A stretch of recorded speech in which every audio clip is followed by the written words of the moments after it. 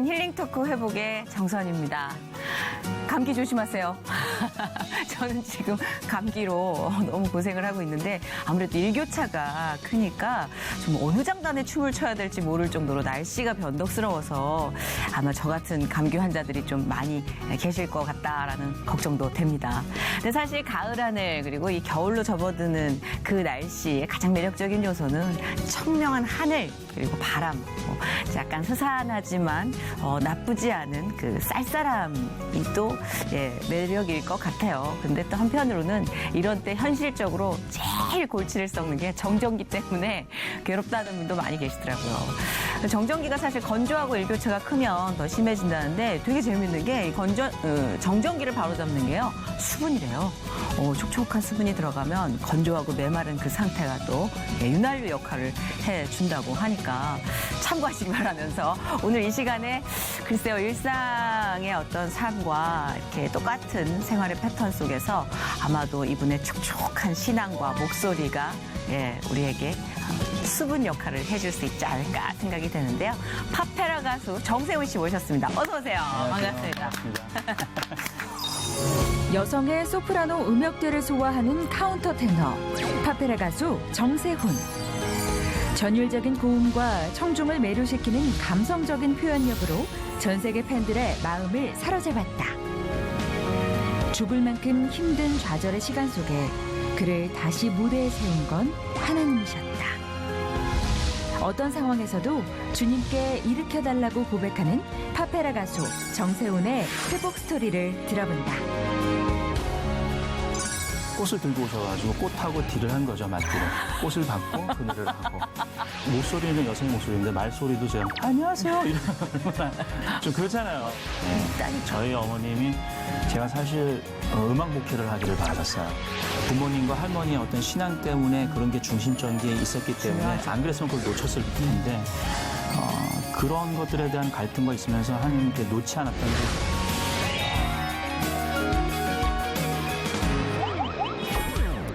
너무 생활 속의 알찬 팁으로 시작을 했는데, 근데 아까 이제 목소리를 듣는데, 진짜 목소리 보면은 왜 그런 목소리가 있잖아요. 되게 풍요로울 것 같은 그 촉촉함? 비를 흠뻑 맞은 토양 같다는 생각이 들어요. 관리 좀 잘 하셔야겠어요, 목소리.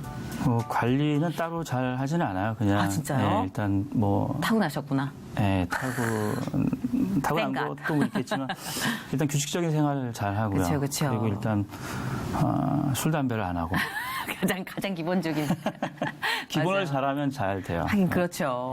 근데 사실 정세훈 씨가 해외 콘서트 일정이 굉장히 많고 활동이 많으신 분이라 이런 바쁜 일정 속에서 회복에 들러주신 게 정말 믿어지지 않을 정도로 감사해요. 일단 저희가 큰 폐를 끼친 게 아니라면 아니에요. 뭐 좀 얘기 처음에 들었을 때 사실 고민도 많이 했고 사실 이런 자리가 정말 오랜만이어서요. 좀 낯설기도 하고. 기독교 관련. 되게 이 미세한 떨림이 느껴지시는지 모르겠네요. 좀 느껴지기도 하지만 약간 그런 정도는 매력입니다. 하여튼 좀 정신이 없어요. 지금 온 지 한 3일 정도 됐기 때문에 한 달 정도 뉴욕 투어 돌면서 1년에 한 어느 정도 나가 계시는 거예요? 한 반 정도는 왔다 갔다 나가 있는 것 같아요. 그러면 약간 이렇게 안정된 기분이나 이렇게 편안한 느낌 잘 모르실 것 같아요. 너무 바쁘시니까. 저는 일단 호텔이 집 같고 집이 호텔 같고. 그렇죠. 그러다 보니까 오히려 저는 한국을 벗어날 때 아침에 외국을 나갈 때 꼭 새벽에 떠나요. 해가 질 때 뭘 하는 게 싫어요, 저는. 해가 지기 전에 움직여서 해 뜨는 걸 보고 뭘 해야지만 되게 그 기분이 좋기 때문에 일단은 그런 사람도 있잖아요. 왜 외국 나가면 날아다니는 사람. 그렇죠. 제가 그런 스타일입니다. 타고나야 돼. 이게 성향대로 다 쓰시는 거야, 하나님이. 나름의 규칙을 또 만들어 놓으셨네요. 그렇죠. 또 생긴 것도 좀 느끼하잖아요. 그 현지화에 맞게끔. 파페라 가수 같은 느낌. 하나님이 그렇게 좀 만들어주신 것 같아요. 할렐루야. 얼마 전에 뉴욕에서 또 콘서트 아까 잠깐 언급해 주셨는데 컴포트 인 뉴욕 2017이라고 하셨는데 이게 어떤 공연이었어요?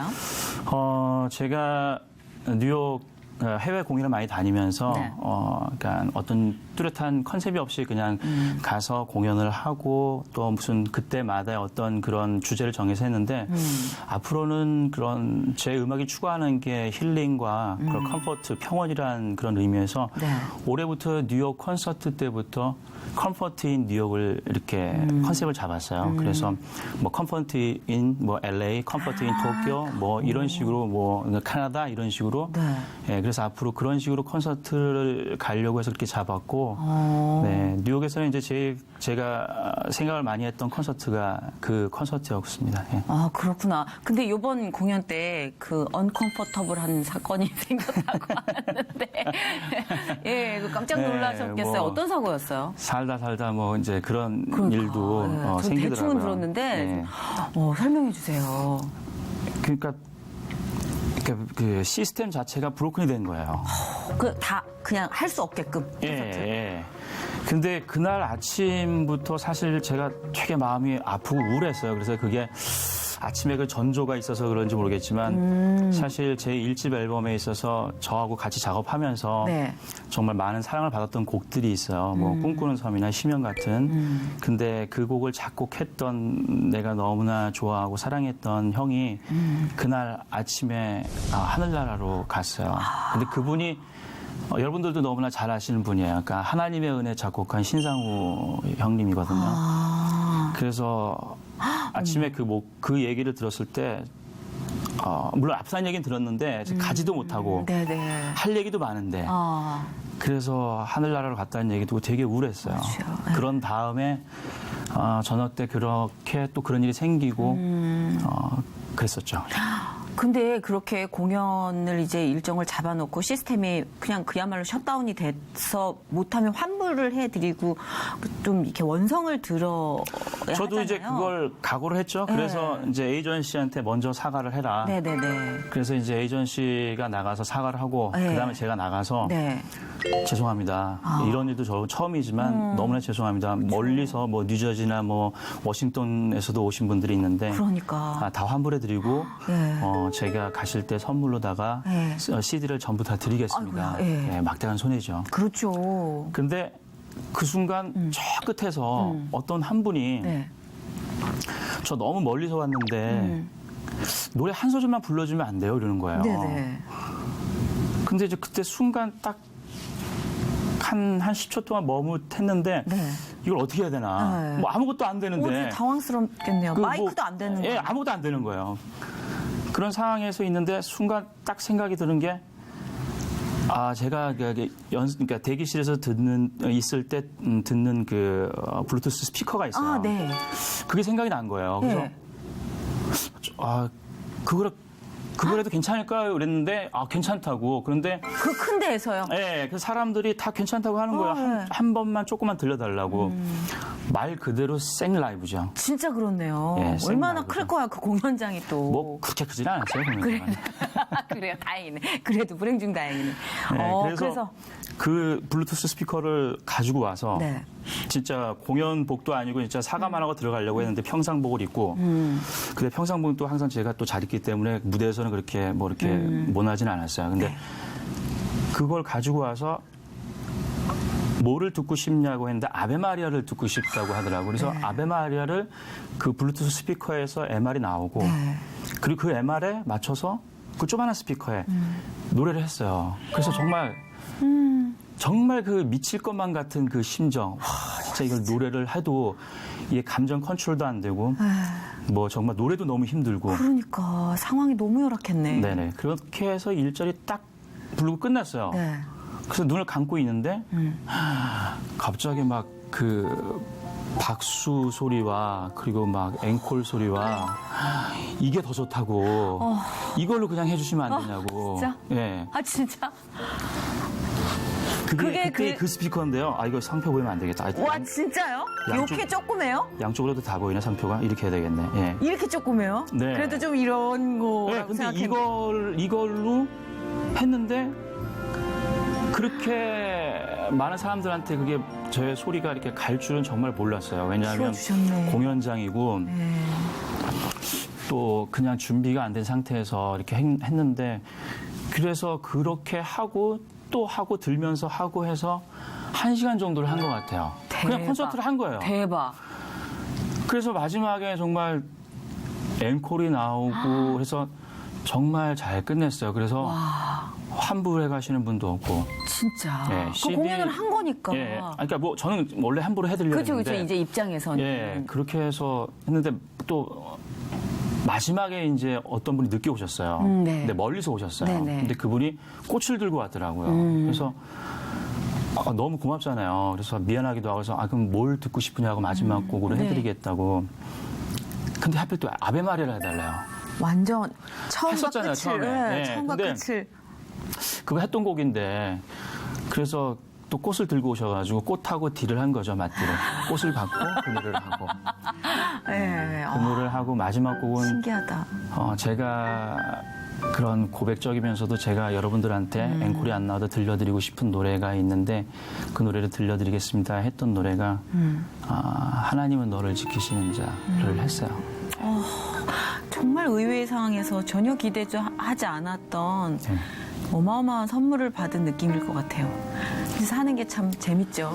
이런 황당한 사건 속에. 그죠. 그러니까 어릴 때는 제가 뭐 훌륭한 성악가가 되게 해주세요. 뭐 세계에서 뭐 제일 잘 나가는 성악가가 되게 해주세요. 모르니까 어떤 그런 관점이 없으니까. 근데 어느 정도 이렇게 철이 들고 나서는 제가 지혜를 달라고 했거든요. 그냥 부귀영화가 아니라 지혜를. 근데 그때 그런 게 딱 맞았던 것 같아요. 그런 지혜를. 사실 그때 그분이 그 말을 하지 않았으면 그냥 인사만 하고 들어가고 뭐 욕이란 욕은 다 먹었겠죠. 근데 그분이 딱 한마디 하는 말 때문에 예, 제가 1시간을 갈 수 있었고 그러게요. 그 1시간 때문에 그분은 평생에 정말 그냥 어쿠스틱하게 생으로 라이브를 맞아요. 했던 걸 네. 평생에 한 번 들을 수 있는 잊지 못할 귀한 예. 선물 아닐까? 이제 앞으로 두 번 다시 없을지도 모르는. 예, 그래서 예. 저한테도 되게 뜻있었고 되게 감동적이었어요. 그러니까 참 끝까지 가봐야 하는 게 하나님 계획을 알 수가 없어요. 그죠? 그런 네. 사건 사고 속에서 기가 막힌 연출을 해주시니까 뭐 이런 기록과 흔적이 또 우리를 지탱하는 힘이 되기도 하니까. 네네. 자, 이제 슬슬 시동이 걸리고 있습니다. 정세훈 씨에 대해서 저희가 개인 사찰 들어갔습니다.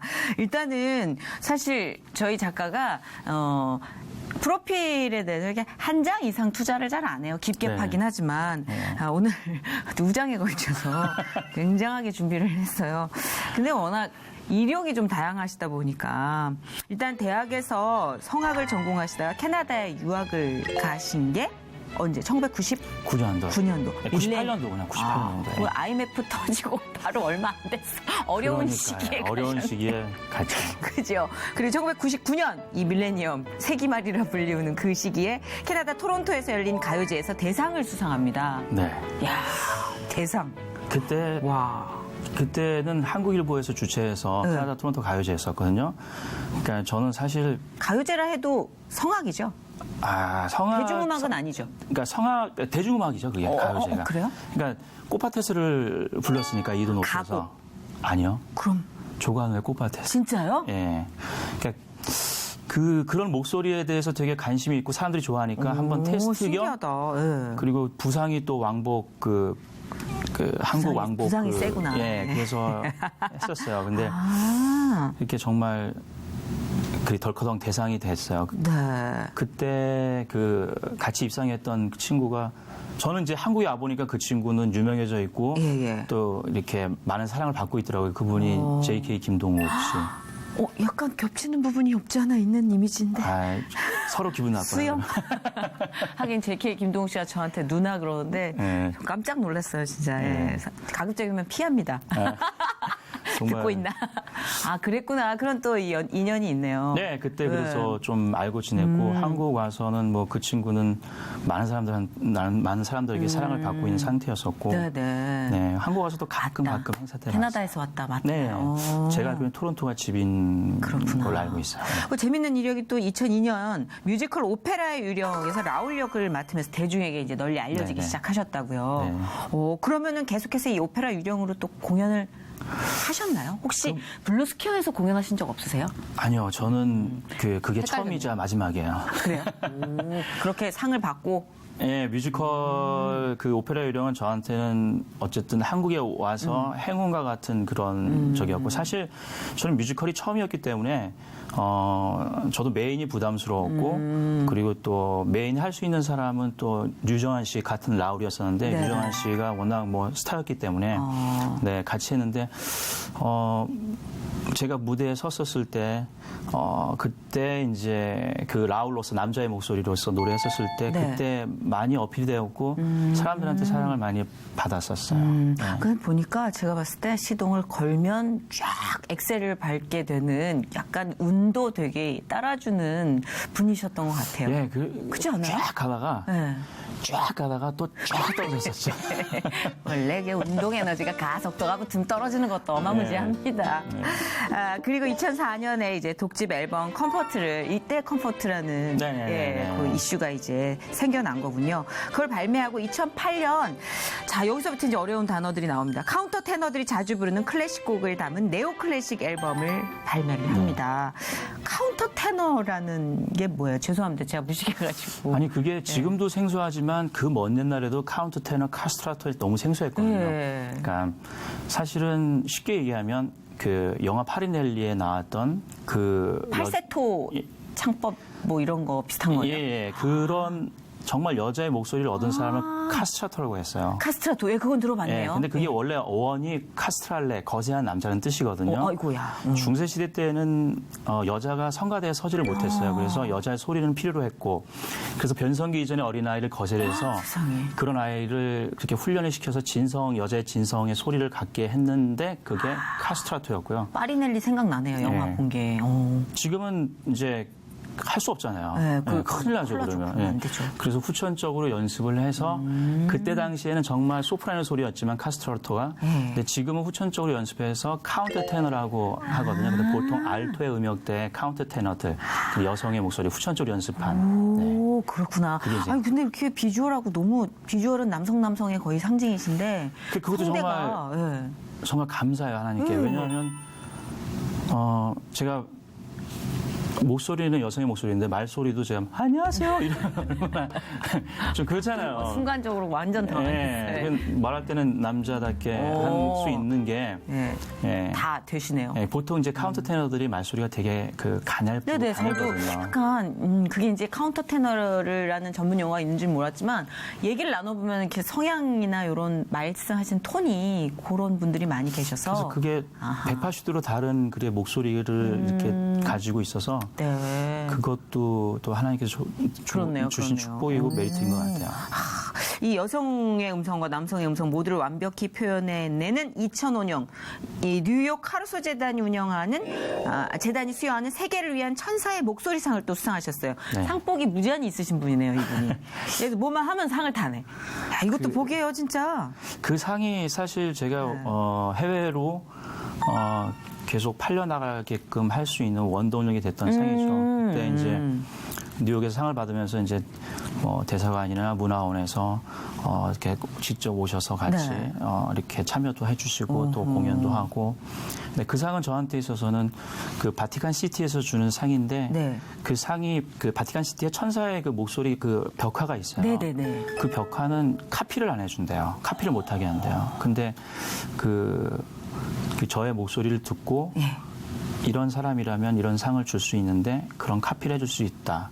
그래서 저는 상이 그 벽화 석고로 된 카피로 된 그 벽화예요. 그래서 그 뒤에 이렇게 돼 있고. 와, 완전 희소같이 있는 상 아닙니까? 그렇죠. 그쵸. 그래서 그건 정말 제가 잘 관리를 가보네요. 예, 하고 있어요.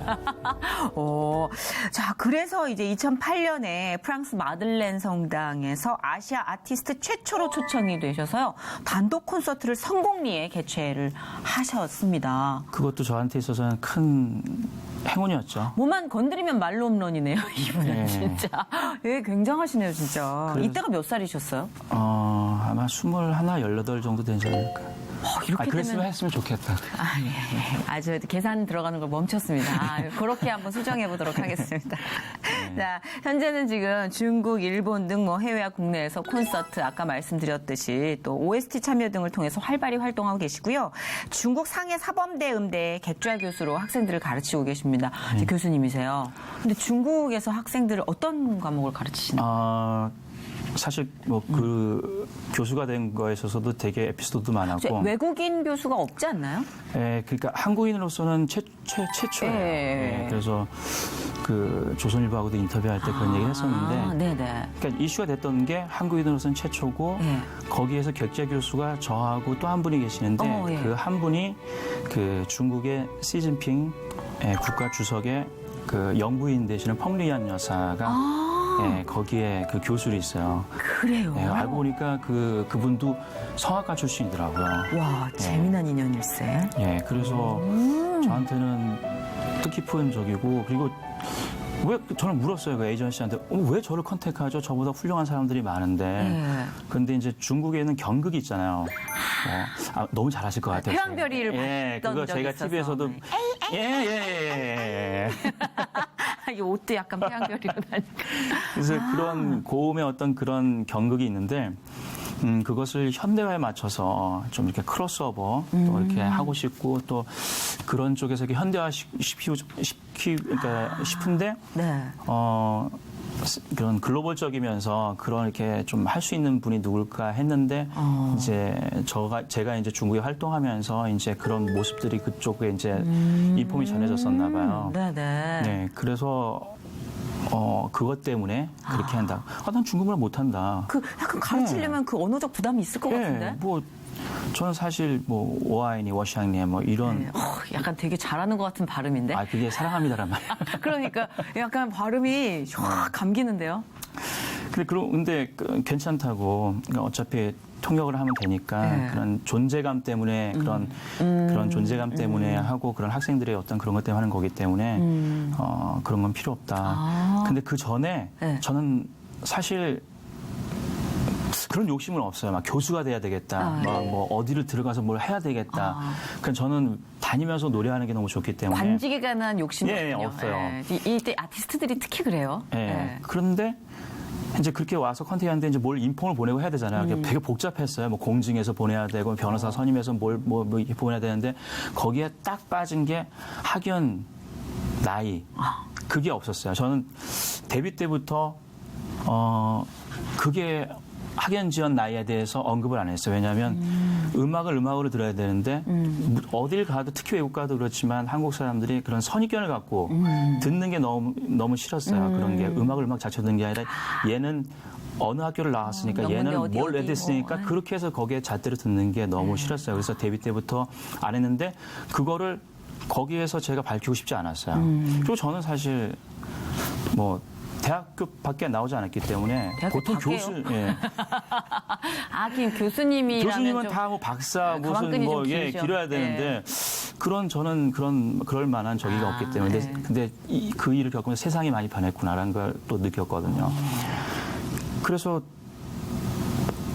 안 되는 줄 알았는데 못한다 나는 그렇게 나는 그런 게 뭐 목숨 건 사람이 아니기 때문에 근데 이제 에이전시는 너무 놀랬죠. 아니 보통 사람은 이렇게 돈을 싸들고 맞아요. 와서도 막 예. 하려고 하는데 명예잖아요. 예, 정세훈 선생님은 어떻게 그렇게 그래서 이해가 안 간다. 그러니까 나는 싫다. 나는 그냥 내가 좋아하는 노래를 소신 있게 하면서 하는 게 더 낫다. 완고하신 분이요. 예, 뭐 교수 안 해도 괜찮다. 그랬더니만 그쪽에서 연락이 왔는데 꼭 필요하대요. 나이하고 그런 프로필 학연의 그 학력에 대해서 그럼 안 한다 그래라. 그러니까 뭐 기가 막히죠 에이전시는. 네. 왜냐면 그걸 하게 되면은 너무나 그 중국에서 그쵸. 활동하기도 좋고 프로필에 딱 예, 금태가 너무나 좋은데. 둘러지는 건데. 네. 근데 그래서 한 몇 달이 지났어요. 그래서 한 석 달 지났는데 연락이 없어서 그냥 뭐 안 되나 보다. 그냥 뭐 끝났나 보다 했는데 석 달 보름 만에 우리 에이전시한테 중국 에이전시 연락이 온 거예요. 선생님. 그래서 예 이랬는데 저는 안 된 줄 알고 예 이랬더니 저는 너무나 무식하게 실이 소신 있게 밀고 나가는 선생님이 너무 좋습니다. 같이 가는 게. 그래서 뭔 소리예요? 그랬더니 이런 전례가 없는데 학교에서 허락을 했습니다.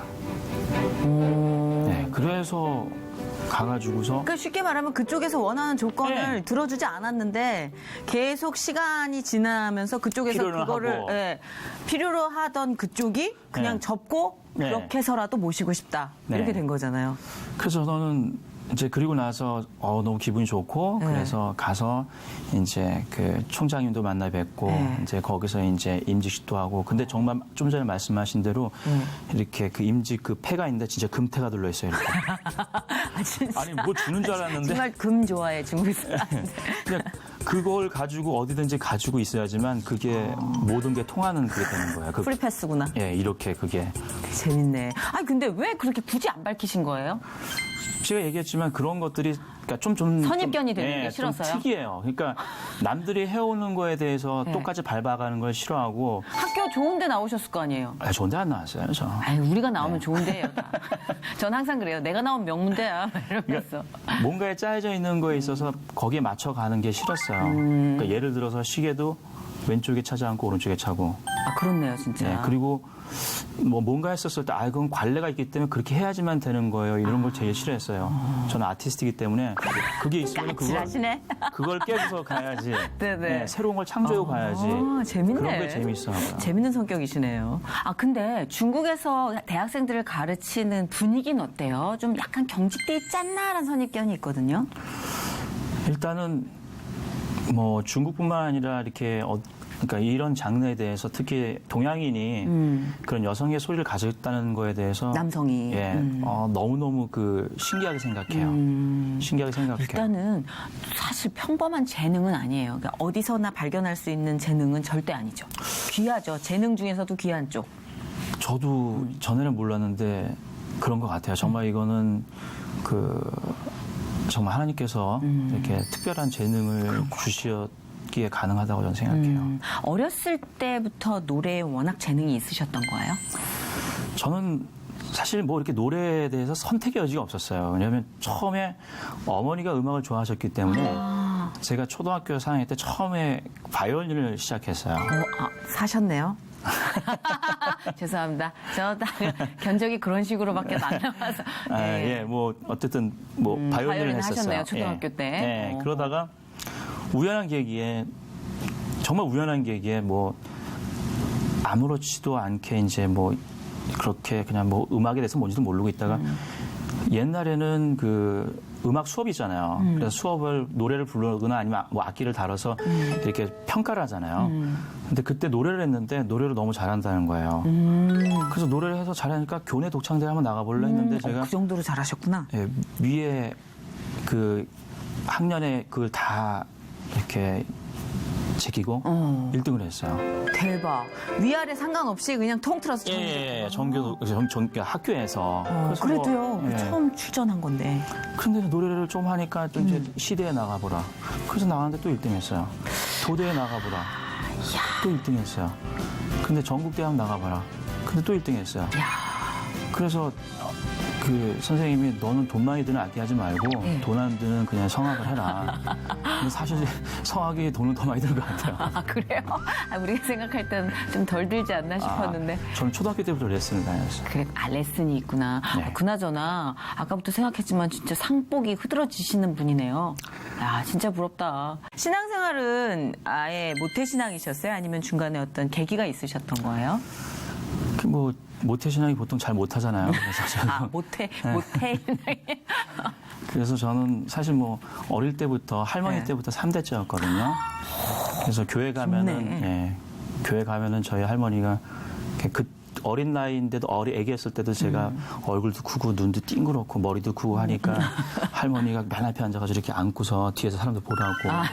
자랑하셨구나. 예, 그래서 어릴 때부터 자연스럽게 아기 때부터 교회에서 예, 생활하게 되고 교회에서 뭐 놀고 또 어머니가 또 교회에 또 많은 일들을 하셨었어요. 직분이 많으셨구나. 예, 그래서 이제 그렇게 되면은 저희가 상상하기에 노래 실력이 있고 또 3대째 모태신앙이면 약간 신학적인 움직임이 좀 옆에서 있지 않았을까 그런 생각은 없으셨어요? 저희 어머님이 강하셨죠. 그래서 있다니까. 저희 어머님이 제가 사실 음악 목회를 하기를 바라셨어요. 이거 봐, 있다니까. 예, 그래서 그 정말 음악 목회를 하길 바랐는데 사실 그런 생각이 있었어요. 목회는 아무나 하면 안 된다. 저도 그렇게 생각합니다. 예, 나처럼 잠이 많고 아침잠이 많고 새벽 예배 가야 되잖아요. 맞아. 그리고 어린 나이인데도 멋부리는 걸 되게 좋아했어요. 아. 그래서 뭐 어릴 때부터 패션 잡지 같은 거 보는 거 좋아했고 오, 예. 그 먼 초등학교 때만 잉그리드 버그만, 비비안니 애들은 아무도 몰랐을 때 네. 저는 그런 찰리 채플린 뭐 그런 걸 좋아했었거든요. 죄송한데 제 또래시군요. 아니 그러니까 그때 아, 이렇게 본의 아니게 커밍아웃을 해주시는데 아까 20살, 21살 이럴 때는 그냥 제가 예, 굉장히 심한 동생이다 이렇게 생각하려고 했는데 아니, 뭐 잉그리드 버그만이 나오니까 아니 그 먼 옛날에도 그때는 제 나이에 맞지 않게 그런 사람을 좋아했어요. 알겠습니다. 어머니 때. 예, 어머니 네. 근데 확실히 그래요. 어머니 때 배우예요. 예, 그래서 그러니까 훨씬 어머니 더 때 옛날 흑백. 흑백. 예. 맞아요. 그러면 뭐 이런 감각이나 이런 게 조금 사실 신학을 하기에는 네, 아니에요. 그 신학은 정말 모든 걸 버려야 되고 그러니까 낮아져야 되고. 낮아져야 되는데 저는 사실 자신이 없었어요. 근데 그러면은 이제 대학 입시를 성악으로 지원을 하셨을 텐데, 네. 근데 그렇게 상을 휩쓸으셨던 분이 대학 입시 실패를 맛봤다는 게 너무 의외였어요. 그때 당시에는 뭐 하나님 원망도 많이 하고 그런데 모든 것들은 다 지내놓고 보면 섭리가 있더라고요. 만약에 지나고 봐야죠. 내가 그런 성악을 해서 내가 원하는 대학에 정말 좋은 대학에 붙어서 들어갔으면 저는 아마 제가 그런 많은 사람들이 사랑받는 그런 파페라 가수가 되지 않았을 거야. 막 그냥 성악 유학 갔다 와서 남들이 밟아가는 그런 거 엘리트 해서 코스. 뭐 해서 한국에 오면은 정말 힘든 그 교수 자리도 힘들어 때 그렇게 해서 정말 아이들 네. 가르치면서 그렇게 살고 있었겠죠. 물론 그게 나쁘다는 얘기는 아니지만 그럼 나만이 할 수 있는 걸 카스트라토의 창법과 그런 목소리를 나만이 할 수 있는 거를 만약에 그때 내가 학교에 들어갔으면 아마 못했었을 것 같아요. 그렇죠. 어떤 틀에 얽매게 되면 발견하는 게 네. 사실 쉽진 않잖아요. 그래서 네. 그게 저한테는 어떻게 보면 더 지내놓고 보니까 감사한. 그러니까 전혀 다른 길을 갈 수 있는 기회가 사실 실패로부터 비롯된 거였네요. 네네. 근데 그 당시에는 사실 상 막 계속 받고 그러니까 자신감도 완전 이만해졌을 텐데. 그렇죠. 뭐 다 네. 교수님도 뭐 훌륭한 교수님 레슨 받고 예, 한테 그러니까. 받고 다 붙는다고 했는데 그렇죠. 근데 지내놓고 보니까 그런 섭리가 느껴지더라고요. 그 실패의 기억들이 확실히 우리를 좀 풍요롭게 하는 게 없지 않아가 아니라 그렇죠. 많은 것 같아요. 그렇죠. 네, 이게, 100%. 네. 그러면 대학교 이제 들어가셨어요. 재수하셔서 들어가신 거예요? 그렇죠. 뭐 재수하면 재수 없다 그러는데 저희 오빠 삼수했어요. 아, 그래요? 네. 근데 들어가셔가지고 유학을 가게 된 계기나 뭐 어떤 결정적인 이유는 뭐예요? 언제 가신 거예요? 저 군대 갔다 왔어요. 예. 네. 모든 사람들이 제가 군대 안 갔다 왔는데 전 그게 싫어가지고 사실 옛날엔 동사무소에 백만 있었어도 뺄 수가 있었거든요. 예. 근데 우리 또래라니까. 점점 얘기를 나눌수록 나온다니까. 그랬다니까. 남자는 군대를 가야 되고 또 되게 곱게 자랐을 것만 같은 그런 네, 인상이어가지고 맞아요. 네. 저는 어머니가 군대를 갔다 왔으면 좋겠다 해서 군대를 역시 갔어요. 네. 멋진 분이시네요. 당연히. 갔다 와서 유학을 가는데 어릴 때부터 저는 선택의 여지가 아까 없다 그랬잖아요. 그러니까 성악을 잘했기 때문에 얘는 뭐 도밍고 까라라스 파바로티 뭐 이런 것처럼 정말 훌륭한 성악가가 될 거다. 그래서 그게 뭐 계속 그렇게 주입이 되었고 그리고 성악을 못했으면은 몰랐는데 그래도 노래는 조금 이렇게 했었기 때문에 잘하셨으니까 아니, 그렇게 상을 아니에요. 저도 받고 잘해서 그런 만났는데 그랬는데 그러니까 선택을 할 수가 없었어요. 왜냐하면 이쪽이 너무나 하나 못하면 내가 이쪽을 갈 텐데 마음은 세미 클래식과 크로스오버나 이런 그런 좀 대학교 때 몰래 피아노 치면서 아르바이트 하다가도 걸려가지고 교수님한테 무척 혼나고 팝송 부르고 근데 그게 너무 좋은 거예요 저는. 뭔지 알겠다. 심장이 반응하는 게 또 있잖아요. 예, 뭐 Some Say Love 피아노 치면서 뭐 더 로즈 같은 거 부를 때 너무 좋았는데 그게 느낌이 좋은데. 뭐 성악할 때 물론 성악도 좋죠. 근데 막 그냥 노래할 때 위도하려 돌아보지 마, 자꾸 돌아보지 마, 뭐 이런 노래 부를 때. 죄송한데 개그맨 시험 보셔도 충분히 가능했겠는데요. 그런 이렇게 노래 두뇌 회전이 그쪽으로도 좀 있는데요. 제가 감히 여기 선배님 앞에서 선배님, 제 후배님이십니다. 아, 그러니까 보니까 이게 열정에 이게 덩어리가 확실히. 그게 제 인생에서 가장 힘들었으면서 가장 후회가 되면서 어쩌면 또 다행일 수도 있는 늦게 전환을 했어요. 군대 갔다 와서 내가 갈 거는 내가 하고 싶은 음악을 하는 거다. 성악이 아니라. 그래서 이제 어머니 항상 음악 목회를 하기를 원했지만 또 제가 가스펠을 너무나 좋아했어요. 항상 연습실에 가면은 저는 늘 어머니가 얘기하시는 게 항상 하나님한테 먼저 찬양을 드려라. 그래서 별명이 저는 크리스찬 보이였었어요. 대학교 때. 들어가서 그 피아노에 앉으면 연습실에 피아노에 앉으면 항상 가스펠을 먼저 이렇게 하고 노래하고 그때 많이 불렀던 게 이제 지금은 형님으로서 제가 같이 이렇게 알고 있지만 최덕신 형님 곡들을 많이 주옥 같은 곡 많잖아요. 그 기억에 나는 동참 그 이름 이런 것들 그랬었죠. 좀 힘들 때 이렇게 흥얼거리는 찬양 같은 거 있으세요? 찬양도 혹시 정말 제대로 이렇게 하시진 않죠? 성악적으로는 이제 많이 이제 배제가 됐고요. 모티브만 가지고 있고 이제 파페라를 하니까. 근데 그런 어떤 변화들과 다양성이 저는 참 좋아요. 물론 정통성을 갖고 길을 가는 분도 계시겠지만 그건 또 그분들의 달란트고. 그렇죠. 그런 건 또 그걸 잘하시는 분들이 길이 다 되는 달라요. 거고. 어떤 찬양 좀 즐겨 하세요? 저는 오랫동안 제가 불렀고 콘서트 때는 일반 대중들 앞에 있어서 사실 예수님, 주님 이런 얘기 들어간 걸 잘 못하잖아요. 네, 그래서 이제 교회에서 할 때나 아니면은 이제 일반 쪽에서 콘서트 할 때는 마지막 곡에는 제가 저의 고백이기도 하고 모든 사람들이 그렇게 살아갔으면 하는 바람에서 소원이라는 노래도 우리 사실 이렇게 음향 시설이 열악한 상황이라 MR 같은 거 없이 이렇게 잔잔하게 이렇게 훅 들어가라는 주문을 좀 늘 때가 많아요. 진행자가 분위기 봐서 이렇게 훅 한번 집어넣어라.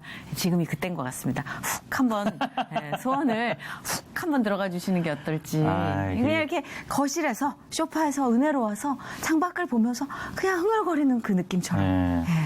아니 저도 좀 이렇게 편안하게 듣겠습니다. 그냥 그냥 훅 무심하게. 남자 목소리로 해요, 이거는. 예. 예. 그럼요. 예. 삶의 작은 일에도 그 맘을 알기 원하네. 그 길, 그 좁은 길로 가기 원해.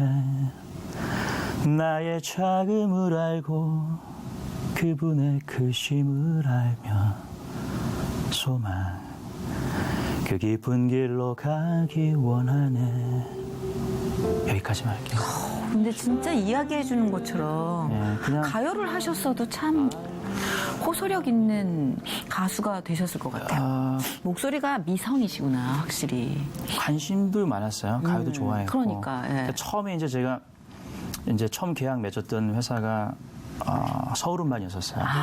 그건 대중가요 하는. 근데 거기에서 처음으로 파페라를 시도를 하려고 했었는데 곡들이 정말 유명한 그런 정말 좋은 조건에서 계약을 맺고 정말 잘해주셨어요. 서울음반에서. 그런데 결론적으로는 접었어요. 왜냐하면 지금도 그 노래를 좋아해요. 그 노래를 좋아하고 그 노래를 사람들이 팬들도 좋아하고 지금 떠돌아다녀 있고 발표는 안 됐지만 근데 이유는 저는 그런 크로스오버나 팝에 대해서 그런 관념이 뚜렷이 서 있었어요. 팝과 클래식의 중간에서 클래식에 있는 사람을 만족시켜야 되고 팝에 있는 사람을 만족시켜야 되는 그런 중간적인 걸 해야 되는데 그 믹스를 잘해야 된다고 저는 생각했거든요. 근데 그때 서울음반에서 만든 건 누구나 할 수 있는 노래였어요. 거기에다가 누구나 목소리만 주면 이 노래는 정세훈만이 할 수 있는 정세훈만의 색깔이 나올 수 있는 노래가 아니라 정세훈이 그냥 가요로 불렀네 이런 거였었어요. 그래서 거기에 대해서 제가 컴플레인을 걸었고 그래서 결과적으로는 정말 그 앨범이 그냥 접고 제가 너무나 좋은 회사였기 때문에 편안하게 그냥 나오게 됐어요. 고집이 있으시네요. 근데 저는 그런 고집이 참 중요하다고 생각해요. 시간은 오래 걸릴 수 있지만 결국 자기가 원하는 색깔을 찾기 위한 과정이니까. 그렇죠. 아까 못해 신앙이라고 하셨는데 그래도 이렇게 인격적으로 이제 하나님이 스며들고 그분의 어떤 존재를 조금 다 남다르게 느끼게 된 계기나 그때를 기억하세요 혹시? 저는 정말 어릴 때부터 지금도 그렇지만 변함이 없는 하나님에 대한 그런 변함은 없지만 늘 갈등과 고민 속에 있었어요. 그러니까 정말 하나님이 나를 사랑하실까? 그러니까 하나님이 사랑하시는 나를 그렇게 사랑한다고 이렇게 방언하시는 분 집사님이 기도 이렇게 해주시면 정말 나중에 크게 쓰인다고 하고 그러는데 왜 나한테 그런 시련이 있고 왜 나한테 아픔이 있고 뭐 그런 것들에 대한 어릴 때부터의 그런 그 고민들이 되게 갈등이. 왜 난 잘 모르겠지? 이런 거. 남들은 그렇다는데 왜 내가 확신이 없지? 이런 느낌. 네, 그런 게 있었지만 한편으로는 그거를 끝까지 부여잡았어요. 놓지 않고. 그러니까 그런 부여잡을 수 있었던 거는 부모님과 할머니의 어떤 신앙 때문에 그런 게 중심적인 게 있었기 때문에 중요하죠. 안 그랬으면 그걸 놓쳤을 텐데 그런 것들에 대한 갈등과 있으면서 하나님께 놓지 않았던 게 가장 잘했던 것 같고 지금도 그런 것과 하나님한테 얘기를 하면서 때로는 반항도 하고 때로는 따지기도 하고 그렇게 수많은 공연, 무대들을 접하시면서 그런 여러 가지 에피소드들도 얘기를 해주셨는데 기억에 남는 최근 그 뉴욕에서 사건이 무대가 된 그 기억 외에 기억에 남는 공연이 있나요? 내가 하나님 일을 하면서 이렇게 좋고 이렇게 큰 무대에 언제 한번 설 수 있을까 했던 무대가 그 일본에서 그 아이돌만 쓴다는 도쿄돔. 도쿄 사이타미 아레나 와우. 거기에서 제가 거기 기본 15,000원, 15,000명, 막 네. 2만 명 네. 모이는 데인데. 거기에서 주여. 울기야 소설을 그 크리스찬 행사였었는데 와. 그때 불렀을 때 너무너무 제가 그냥 그게 너무너무 좋았어요. 그냥 영광을 돌리는데 이렇게 좋은 곳에서 제가 영광을 돌릴 수 있구나라는 그것도 생각이. 일본. 네. 그죠. 신앙으로 정말 척박한 사막이잖아요. 네. 아직까지는. 거기 도쿄돔에서. 사이타미 아레나. 그래서 너무 길어가지고 무대가 사이탄. 예, 거기. 예. 거기. 그래서 그게 이제 가장 제 인생에 있어서 가장 기억이 너무 좋다. 남는. 예. 사실 파페라 가수 하면 우리가 기본적으로 그려놓는 고정관념들 있잖아요. 클래식에 가깝잖아요, 사실. 그래서 장난기나 뭐 어떤 이제 뭐 개그적인 어떤 편안함을 기대하기보단 약간 경직되지 않을까. 제가 편하게 해드려야지 했는데 그럴 뭐 겨를도 없이 본인이 너무 그런 기질이 있으시니까 정통 클래식으로는 못 가셨겠네요. 너무 성격이 우리 과야. 재밌게 사시는 것 같아요. 사실 이렇게 웃고 네. 이렇게 웃고 이렇게 편하게 얘기한 지가 사실 불과 얼마 안 돼요. 아, 진짜. 네, 얼마 안 돼요. 정말 기나긴 시간을 고통 속에 있었었고. 무슨 일이 있었던 거지? 되게 궁금해. 안 찾아볼게요. 네, 아니 그냥 근데 뭐 이제 산다는 게요, 사실 어떤 원인이 있어서 무슨 일이 닥친다라는 공식으로 가늠할 수 없을 정도의 정말 사방에서 랜덤으로 변화가 들어오니까 네. 그 안에서 구축점을 잘 찾아놓지 않으면 뭐 이걸 겪었으니까 저거는 내가 이겨낼 수 있을 거야라는 공식도 대입이 안 되더라고요. 앞으로 우리가 살아가면서 또 어떤 일을 맞닥뜨릴지는 모르겠지만 또 하나님이 계시잖아요. 그렇죠. 그래도 믿는 분이 있으니까. 그렇죠. 네. 영원히 우리를 떠나지 않고 포기하지 않으시는 하나님이 계시다라는 건 진짜 이건 말로 설명할 수 없을 평안을 주는 것 같아요. 네. 그래서 어느 상황에서든 성공에서든 또 뭐 조그마한 실망들 속에서든 요동치 않는 그 무변화의 평안을 누리실 거라고 믿습니다. 아멘. 네. 생각보다 의외의 얘기를 많이 들어서 저는 개인적으로 좀 좋았습니다. 왜냐하면 다른 데 인터뷰에서 이렇게 들을 수 있는 얘기들은 또 거기서 유튜브를 통해서 들으시면 되니까. 그렇죠. 예, 정말 긴 시간 만에 그것도 하나님의 어떤 그런 이런 공간에서 네. 정말 편하게 그냥 웃으면서 얘기했던 게 저는 오늘 제일 행복했던 것 네. 같아요. 더 편안해지실 거예요. 네. 네. 이게 한번 이렇게 시동 걸기가 무섭지 또 하고 나면 그냥 에라 모르겠다. 가게 되는 할렐루야. 에라 모르겠다 하고 주님만 붙잡고 잘 가면 됩니다. 네. 오늘 나오셔서 감사합니다. 감사합니다. 예. 예. 아이 감사합니다. 예, 예. 너무 이렇게 편하게 또 잘 해주셔서